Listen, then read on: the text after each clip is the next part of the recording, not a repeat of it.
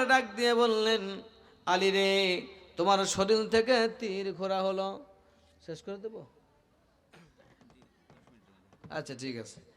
তীর খোলা হলো। এই তীর খুলতে তুমি কি মনে কষ্ট পাও নাই, অনুভব করো নাই?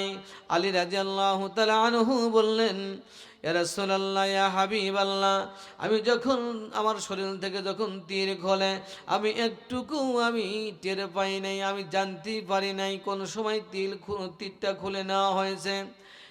আল্লাহর নবী চিন্তা করলেন, কি ব্যাপার, এত বড় একটা তীর তার শরীর থেকে খোলা হলো। আলী জানলো না, কারণটা কি জানা দরকার। আলী রাদিয়াল্লাহু তাআলা আনহুকে নবীজি আমার জিজ্ঞেস করলেন, আলী, তোমার শরীর থেকে যখন তীর খোলে তুমি ওই সময় কোন জায়গায় ছিলে? আলী রাদিয়াল্লাহু তাআলা আনহু ডাক দিয়ে বললেন, ইয়া রাসূলুল্লাহ, ইয়া হাবিবাল্লাহ, বলতে চাই না, কিন্তু আল্লাহর কসম, আমার পিতামাতার কসম করে বলতেছি, আমি রাসূল, আপনি শুনিয়ে নেন, আমার শরীর থেকে যখন তীর খোলে আমি যখন নামাজে দাঁড়াই স্বয়ং কাবা শরীফ আমার সামনে দণ্ডায়মান। আরো জোরে বলেন সুবহানাল্লাহ। ইয়া রাসূলুল্লাহ, ইয়া হাবিবাল্লাহ, আমি যখন নামাজ পড়ি নবী, আমার সামনে আল্লাহর জান্নাত ভেসে পড়ে। আমার মুসলমান ভাইয়েরা, ইমানদার যারা হবে তারা নামাজ কালাম কোনো সময়ের জন্য বাদ দিবে না। আপদে বিপদে মুসিবতে যখনই হয় না কেন, যত কষ্ট হোক না কেন, তারা নামাজের সময় নামাজ আদায় করবে, আল্লাহর হুকুম ঠিকঠাক মতো আদায় করবে। আলী বললেন, নবীজি, আমি যখন নামাজে দাঁড়াই তখন আল্লাহর জান্নাত আমার সামনে ভেসে ওঠে। চিল্লা জোরে বলুন মারহাবা। নবীজি আমার বললেন, আলী, এই জন্য তোমার শরীর থেকে তীর খোলা হয়েছে, তুমি টের পাও নাই। আল্লাহর জান্নাতে বান্দা যখন যাবে, আল্লাহর বান্দার সমস্ত দুঃখ কষ্ট আল্লাহ মার্জনা করে তাকে জান্নাত দিয়ে দিবে। জোরে বলুন কথা ঠিক কিনা? আমরা জান্নাতে যাইতে চাই কি চাই না? ইনশাআল্লাহ।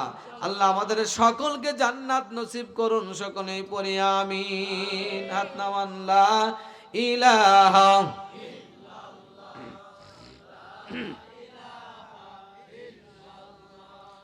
লা ইলাহা ইল্লাল্লাহ।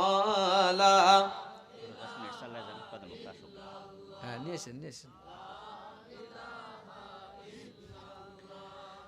লা ইলাহা ইল্লাল্লাহ, লা ইলাহা ইল্লাল্লাহ।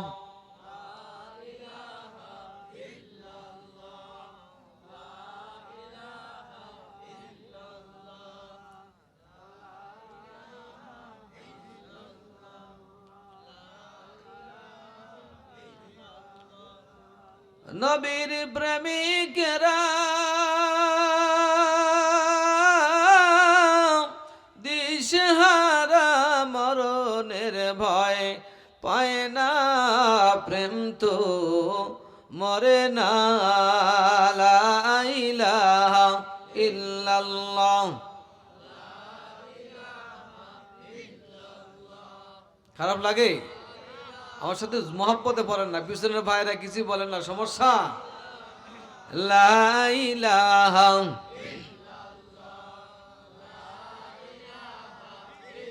প্রেম করেছেন আয়ুব নবী,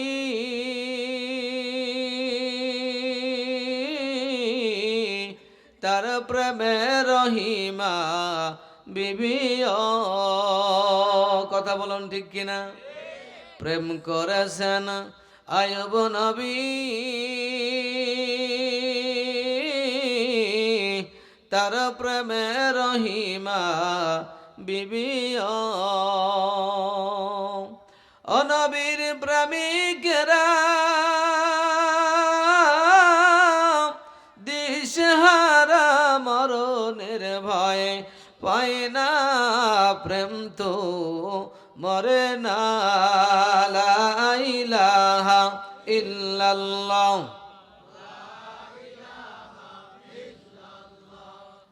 লা ইলাহা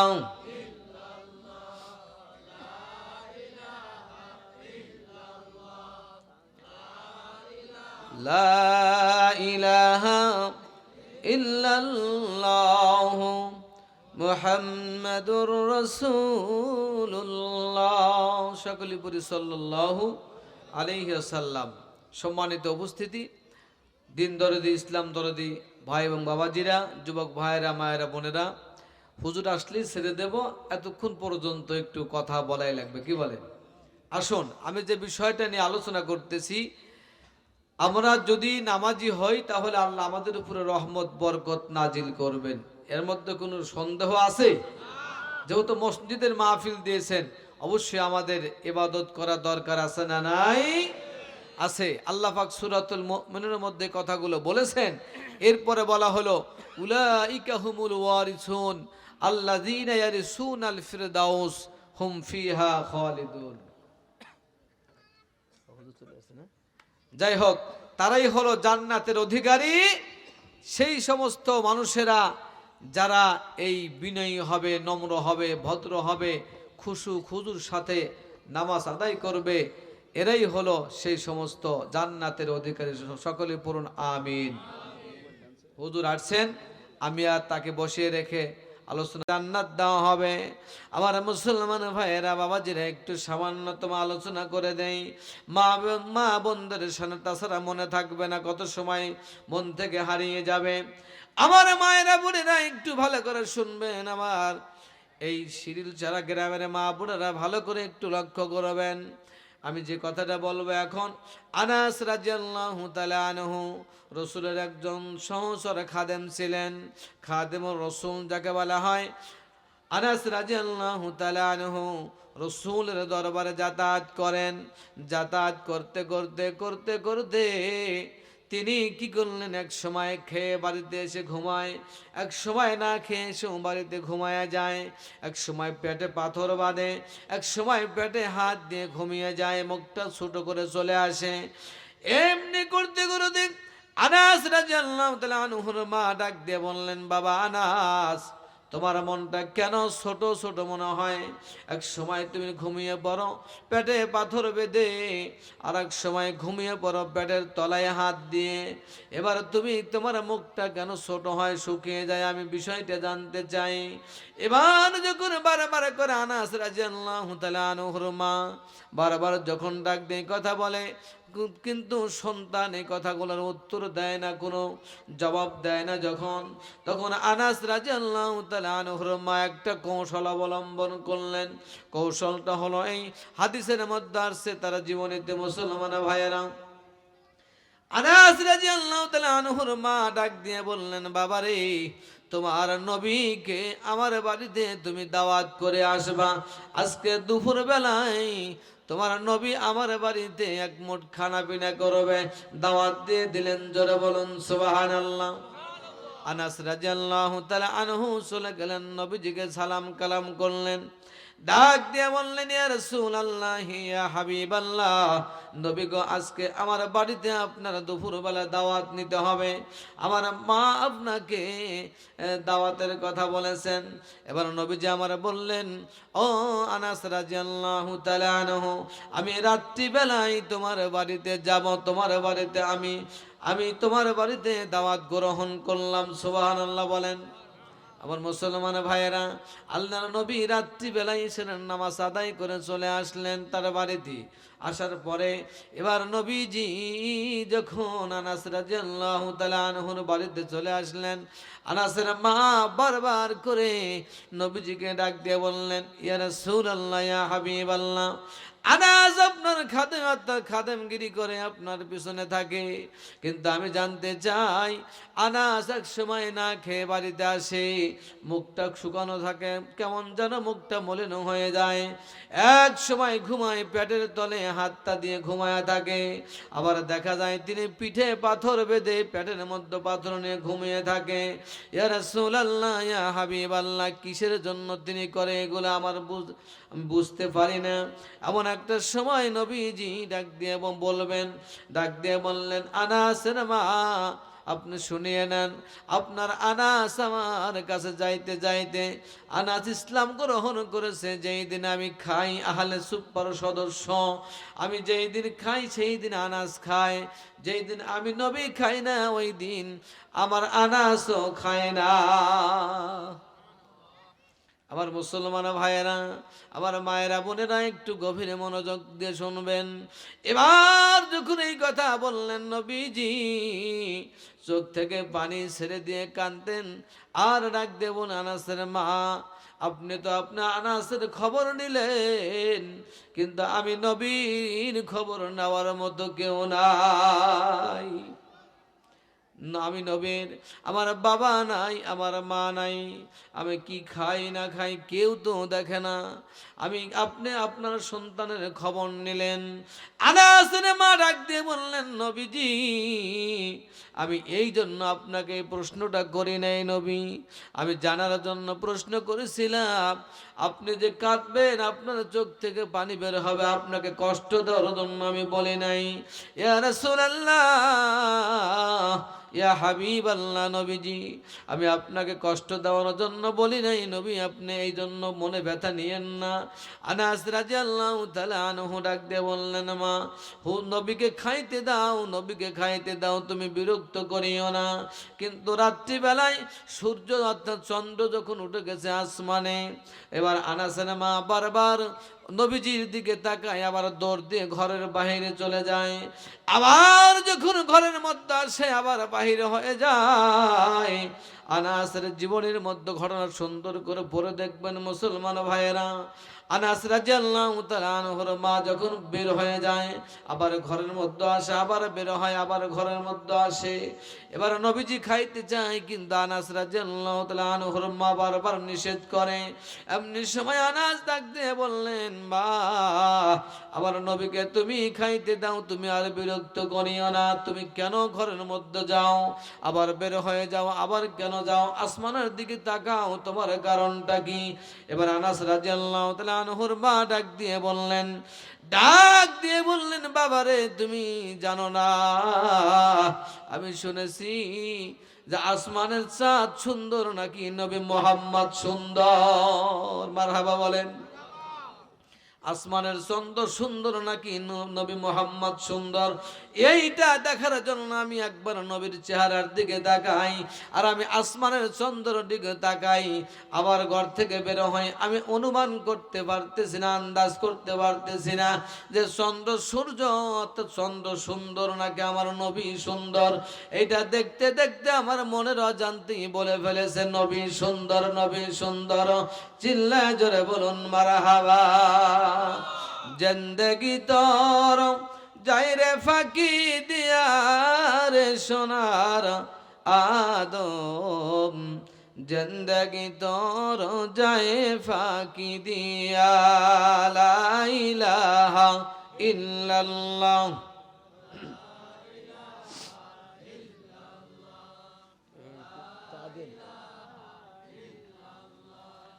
লা ইলাহা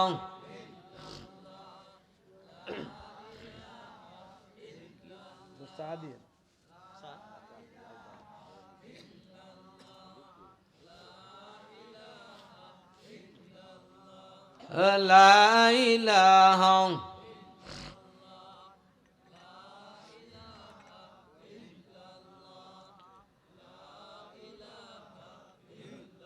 লা ইলাহা লা ইলাহা ইল্লাল্লাহু মুহাম্মাদুর রাসূলুল্লাহ।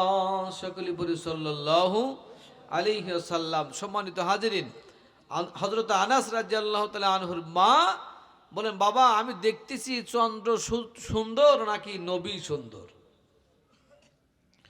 আমার মুসলমান ভাইয়েরা, হাদিসের মধ্যে আছে হযরত আনাস রাদিয়াল্লাহু তাআলা আনহুর মা যখন এটা আন্দাজ করতেছেন, মনের অজান্তেই বলে ফেলেছেন নবী সুন্দর, নবী সুন্দর। সুবহানাল্লাহ বলেন। বলুন তো আমাদের নবী সুন্দর না অসুন্দর ছিল? আমাদের নবী এত সুন্দর ছিল, পূর্ণিমার চাঁদকে হার মানিয়ে দিল। এমন নবীর শরীরে বাবা পাথর নিক্ষেপ করছে কি করে নাই? আরে কত কষ্টের ইসলাম আজকে আমরা পাইলাম, কিন্তু ইসলামটা আজকে আমরা খাটো করতে করতে এমন পর্যায়ে নিয়ে গেলাম, আজকে আমরা ইসলাম মানতে রাজি না, নামাজ পড়তে রাজি না, হুজুর ওয়াজ শুনতে রাজি আছি। কথা বলুন। আমি আজকে একটু আপনাদের কাছে একটু জানতে চাই, আমরা সকলেই 5 ওয়াক্ত নামাজ পড়বো কি পড়বো না? ইনশাআল্লাহ হাত তোলেন বাবা, দেখি কারা নামাজ পড়বেন না হাত তুলবেন, নাকি নামাজ পড়লে হাত তুলবেন, কোনটা বলেন? যারা নামাজ পড়বেন তারা হাত তোলেন ইনশাআল্লাহ। লিল্লাহে তাকবীর, লিল্লাহে তাকবীর। হাত নামান মুসলমান ভাইয়েরা। এই ইসলাম অত সহজে আমাদের মাঝে কায়েম হয় নাই বাবা, ইসলামটা অনেক কষ্ট করে করে কায়েম হয়েছে। নবীজি তায়েফের ময়দানে এত রক্ত ঝরাইছেন, শরীর থেকে রক্ত ঝরতে ঝরতে জুতা পর্যন্ত পায়ের তালুর সঙ্গ লেগে গেছে, তারপরেও শয়তানেরা তাকে মারা কিন্তু বাদ দেয় নাই। কথা বলুন ঠিক কিনা আমার মুসলমান ভাইয়েরা? এজন্য বলতেছি নবী সুন্দর, তার ইসলামও সুন্দর। কথা বলুন। নবী সুন্দর, তার ইসলামও সুন্দর। আমরা যদি 5 ওয়াক্ত নামাজ আদায় করি, আমি যে বিষয়টা বলতেছি মুসলমান ভাইয়েরা, আমার মায়েরা বোনেরা, এই মা হযরত আনাস রাদিয়াল্লাহু তাআলা আনহুর এই মা, আল্লাহ তাআলা তাকে জান্নাত দিবেন, বিনা হিসেবে জান্নাত দিবেন। জোরে জোরে বলুন সুবহানাল্লাহ। আবার মুসলমান ভাইয়েরা, এজন্য বলতেছি, কারণ হলো মায়েরা বোনেরা, পর্দা করা দরকার আমাদের আছে না নাই? আরো জোরে বলেন আছে না নাই? পর্দা করবেন, স্বামীর খেদমত করবেন, মাহে রমাদান মাস আসতেছে, রোজা রাখবেন, আর চরিত্র হেফাজত করবেন। রাসূল বললেন এই 4টা কাজ করলে মা বোনদের জন্য সাফায়াত করে জান্নাতে নেওয়ার দায়িত্ব নবীর। জোরে বলুন সুবহানাল্লাহ। মাহে রমাদান মাসের রোজা, চরিত্রের হেফাজত, পর্দা করবেন, স্বামীর খেদমত করবেন। কথা বলুন ঠিক কিনা আমার মুসলমান ভাইরা? এজন্য বলতেছি আমি, কারণটা হলো মা বোনেরা যদি আজকে ভালো হয়, সন্তান ভালো হবে, সন্তান ভালোতে ফ্যাক্টরি ভালো। কথা বলুন। আর কিছু লাগে? আর কিছু লাগে না মুসলমান ভাইয়েরা। এজন্য বলতেছি একটু ভালো করে খেয়াল করবেন। মনে আছে কোন জায়গায় ঠেকাইছি আমি? আব্দুল্লাহ বিন মুবারক, মনে আছে না? আব্দুল্লাহ বিন মুবারক চলে গেছেন, ডাক দিয়ে বললেন, হাতুড়ি দিয়ে বেটন দেয়। যখন আজান হয়ে যায় তখন আর তিনি বেটন দেয় না, সঙ্গে সঙ্গে তিনি নামাজের দিকে ধাবিত হয়ে যায়। আমাদের নামাজ পড়া দরকার আছে না নাই? আমার মুসলমান ভাইয়েরা, নামাজ যদি দরকার হয়ে থাকে, এই নামাজটা অবশ্যই আমরা 5 ওয়াক্ত নামাজ না, শুধু জুমা আর জুমা, জুমা তো না খালি, আর সেই ঈদ আর সেই ঈদের নামাজ। আর 1 মাস পরে, 1.5 মাস পরে আমাদের ঈদুল ফিতরের নামাজ হবে। দেখবেন যারা রমজান মাসে রোজা রেখেছে তারা নামাজ পড়েছে, এদের কোনো আনন্দ নাই। যারা রোজা রাখে নাই তাদের বিশাল আনন্দ হয়ে যায়। কথা কয় না? রোজা রাখে তারা তো নড়াচড়া করাই কঠিন, ইফতারের সময় কিনবে যাবো কখন। আর যারা থাকে না তারা দেখবেন যে তাড়াহুড়া করে তারা টুপি মুপি রেখে আসর নামাজ পরেই বিরাজ করা শুরু করে, মেশাক। আচ্ছা অতক্ষণ দাঁত বসলে দাঁতে কুলাবে বাবা, দাঁতে কুলায়? আমার মুসলমান ভাইয়েরা, এই ধরনের সমস্ত কিছু আল্লাহ কিন্তু বোঝে। আল্লাহ বোঝে না? কথা বলুন ঠিক কিনা? আল্লাহ অবশ্যই কিন্তু বোঝে। আমার মনের মধ্যে কি আছে, আপনার মনের মধ্যে কি আছে, আল্লাহ অবশ্যই বোঝে মুসলমান ভাইয়েরা। এজন্য আল্লাহ তাআলার সাথে কোনো সময়ের জন্যই আমরা কিন্তু এইভাবে ফাঁকিবাজি কথা বলতে পারি না। আমরা রোজা রাখি নাই, আসর ওয়াক্তের সময় দাঁত বিরাজ শুরু হয়ে যায়।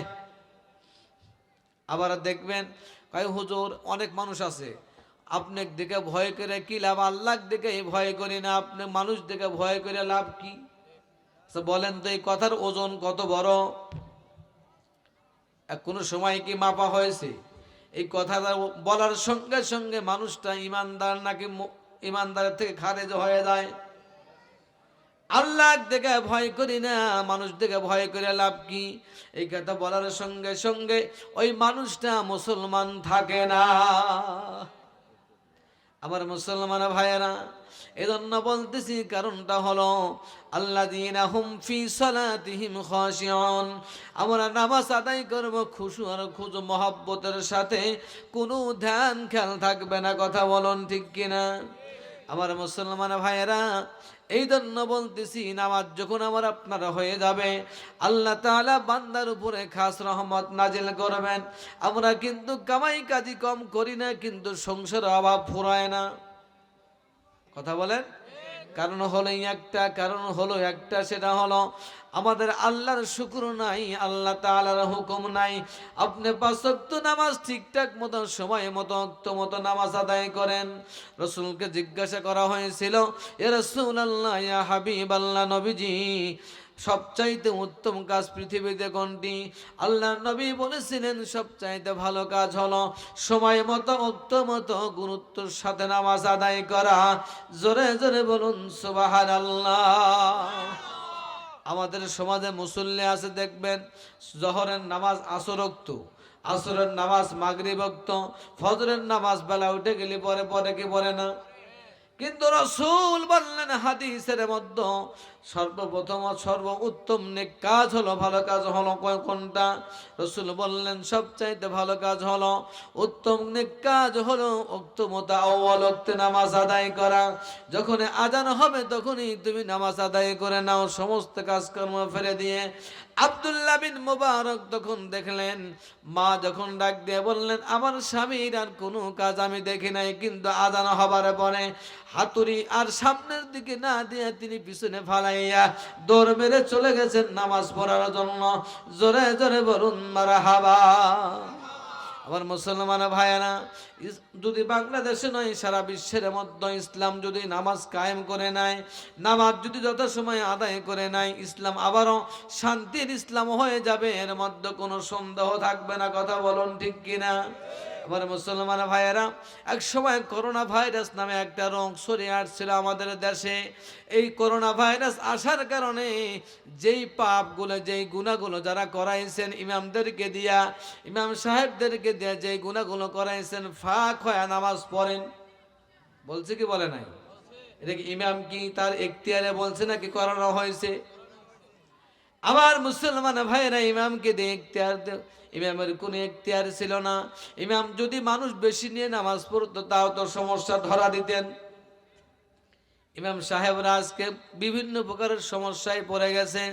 দেখা যায় একটা মাসালা, সুদের বিরুদ্ধে বললেও চাকরি থাকে না, ঘুষের বিরুদ্ধে বললে চাকরি থাকে না। মানুষ ওই পাড়া গান বাদ্য বাজনা করতেছে, আপনার মোবাইলে দেখেছেন, খবর পত্রিকায়। এমন একটা জায়গায় ইমাম সাহেব বিয়া পড়াইবার যায় নাই, যেই জায়গায়, যেই বাড়িতে বক্স বাজে, যেই বাড়িতে ছেলে মেয়ে নাচানাচি করে, বিয়ে পড়ানোর জন্য যায় নাই। ওই ইমাম সাহেবকে মেরে তারপরে চাকরি থেকে চাকরিচ্যুত করা হয়েছিল। জানেন অপরাধটা ছিল কি? সেটা হলো একমাত্র কারণ হলো বিবাহ পড়ানোর জন্য যায় নাই। তিনি বলেছে, গান বাদ্য বাজনা চললে আমি বিবাহ পড়াবো না। আচ্ছা বলে, এটা হক কথা না বেহক কথা? কিন্তু চাকরি নাই, তার কারণ আমাদের দেশের বাক স্বাধীনতা বন্ধ করে দেওয়া হয়েছিল। কথা বলুন ঠিক কিনা? আবার মুসলমান ভাইরা, 15-16 বছর আমরা অনেক সময় অনেক কথা বলতে পারি না। এই কারণ হলো, কথা বললেই আমাদের হলকম চিপে ধরা হয়েছে, কথা বললেই আমাদের সামনের থেকে মাইক্রোফোন কেড়ে নেওয়া হয়েছে, কথা বললেই আমাদেরকে স্টেজ থেকে আমাদেরকে অপমান অপদস্থ করে নামিয়ে দেওয়া হয়েছে। এমন একটা পর্যায়ে হয়েছিল আমার মুসলমান ভাইয়েরা। কিন্তু আমি তাদেরকে ইন্ডিকেট করে বলবো না। এখনো যারা ক্ষমতা আসতে চায়, তারা যদি ওই আবু লাহাব, আবু সুফিয়ান, উতবা সাহেব, ওয়ালিদ ইবনে মুগিরার মতো আচরণ করে, বলুন জাতি তাদের কেউ ছাড়বে না। কথা বলুন ঠিক কিনা? না ভুল বললাম?